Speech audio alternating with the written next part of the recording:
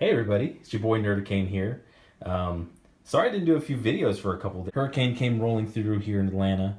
Pretty crazy here for a couple hours. A big tree across the street fell. We're doing a new one today. It's an old one, yes. This is quite a few issues back.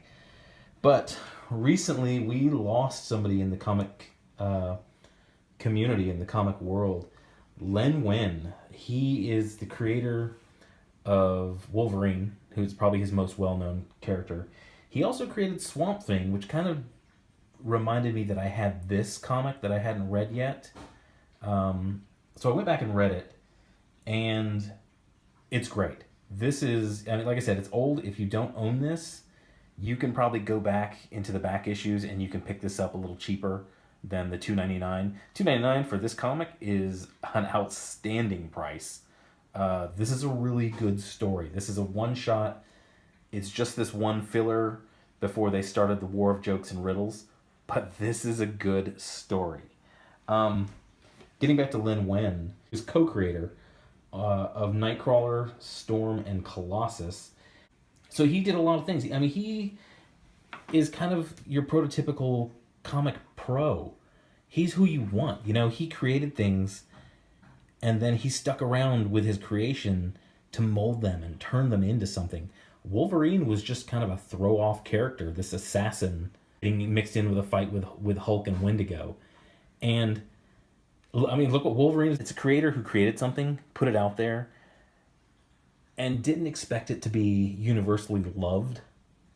See, that's the problem with a lot of these Marvel legacy characters that I see, is the Marvel, they create them, they put them out there, and then they build everything around them as if these are excellent characters, and these are going to be the new Wolverine, and this is what you shape your comic universe about. They just aren't that. They could be that with a long run, with some good story arcs, and something to flesh these characters out. They could be, but they're not. They're just inserted, and we're all supposed to love them the same as Odin's son, the same as the original Wolverine. We're supposed to love them on that same level, but we have no reason to, because they're just too new. Okay, I'm digressing. I'm getting pissed off about the new legacy characters again. I'm not going to do that. I'm not going to go down that rabbit hole. But speaking of crossovers, since they are doing the legacy crossovers, this is how you do a crossover. This is Batman and Swamp Thing getting together. And for a company, this is how you do it. You take your very popular character, Batman, and you cross him up with a character you may want to shine some light on, maybe promote to getting his own book, like Swamp Thing. This is how you do it. Both the characters come in, and there's classic ways to do a crossover. There is the heroes fight, usually mistaken identity, and they fight. And then there's this, where they sort of just kind of drift together on the same path of clues, and it just works out because both of them bring something to the table, and I'll show it to you a little later in this episode. They both bring something to the table in this. So it starts, it's out of context. You see this guy and he's giving a poem, and credit where credit's due, Tom King. He definitely knows his stuff. He's done a great job with this script. Mitch Gerads, I don't know a whole lot about his work, but this whole book has sort of this muddy, very, I don't want to say ugly, but it's not visually popping as some of your more polished books, but it really works for this story. It's really beautiful in this story. I mean, if you had just like a clean, brightly colored theme in this, it wouldn't work.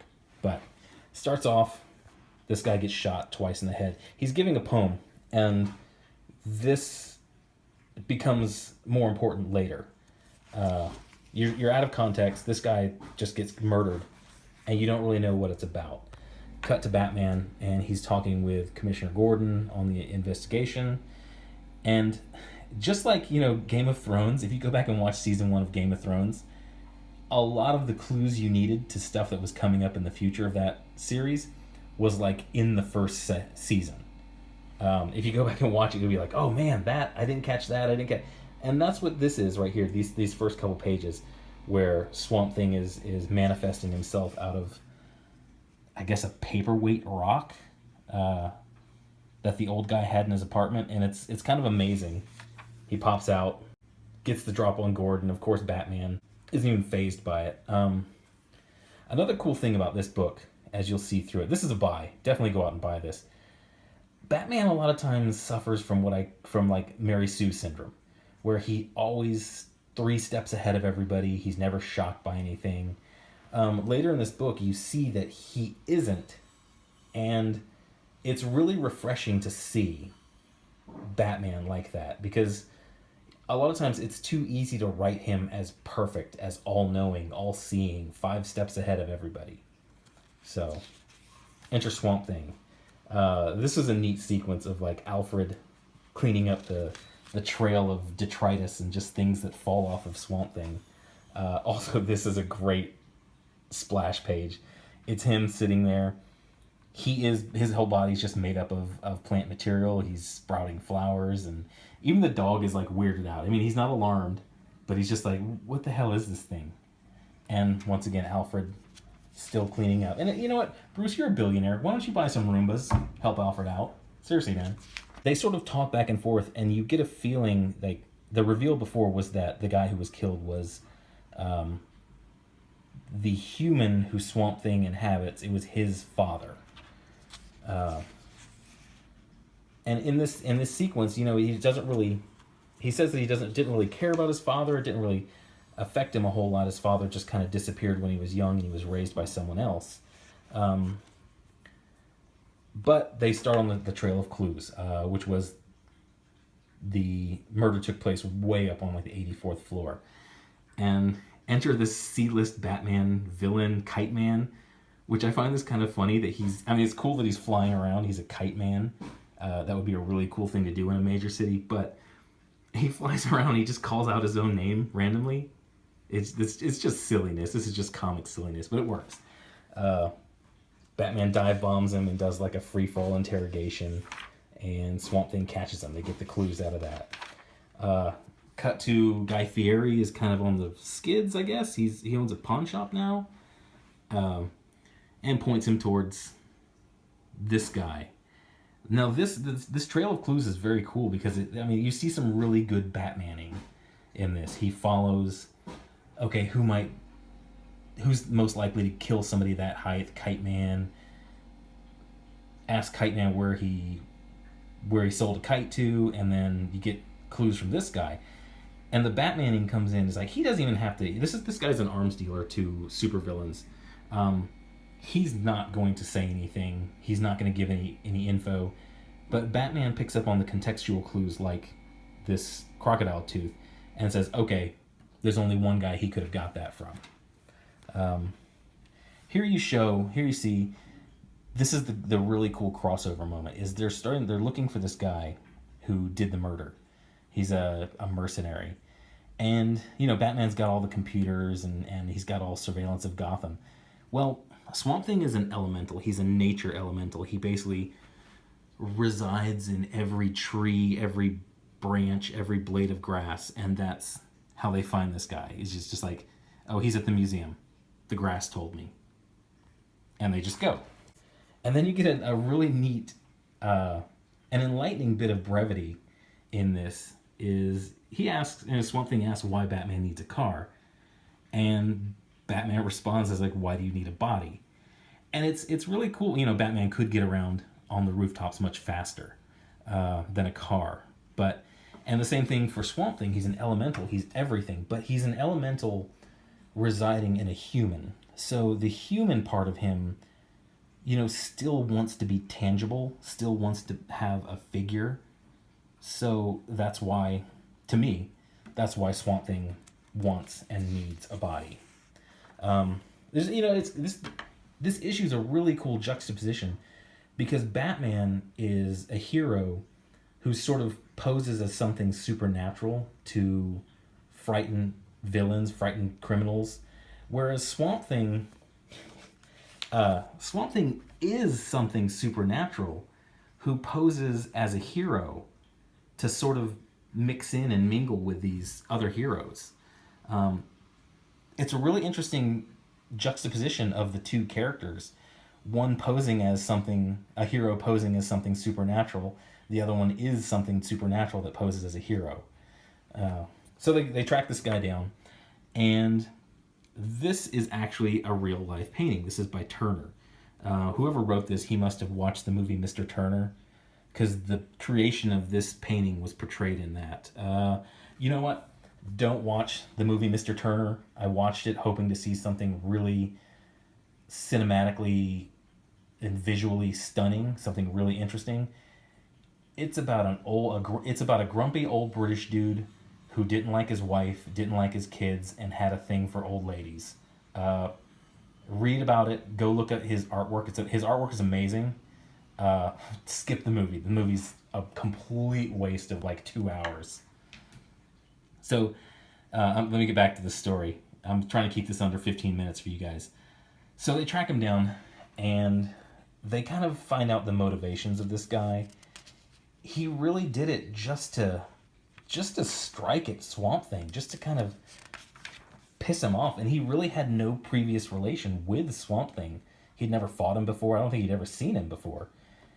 And, you know, this calm and reserved Swampthing, upon hearing that, and before, you know, he really said he didn't really care about his father, but now he attacks him and he just murders this guy. He plant murders this guy.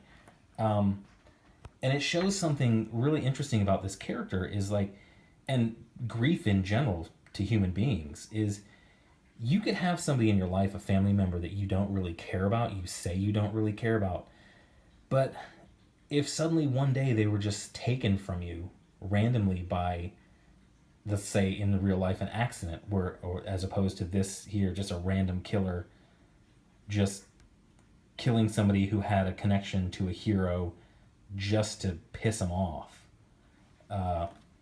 you don't really know how that's gonna hit you. And it kind of shows in this.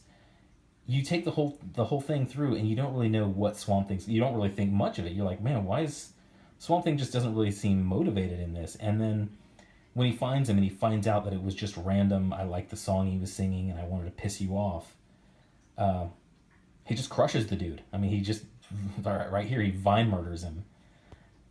And following that is just like sorrow and anger. And you start to go through the stages of grief. This is great writing. This is really good comic book writing. Yes, this isn't War and Peace. Yes, this isn't the great American novel. But for a comic book, for $2.99, a comic story, this is outstanding.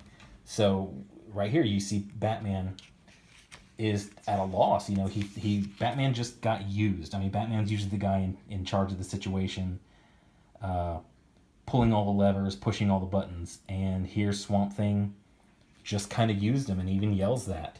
And now that it's done and he's got to go deal with the aftermath, Swamp Thing, he just kind of disappears and leaves a pissed off Batman, which is refreshing to see, because normally it's the other way around. Batman's the perfect guy, you know, perfect hero. He's always 7 steps ahead of everybody. This is a good comic, man, for a standalone story. This isn't like a 10-part story arc. This is a buy. This is go out.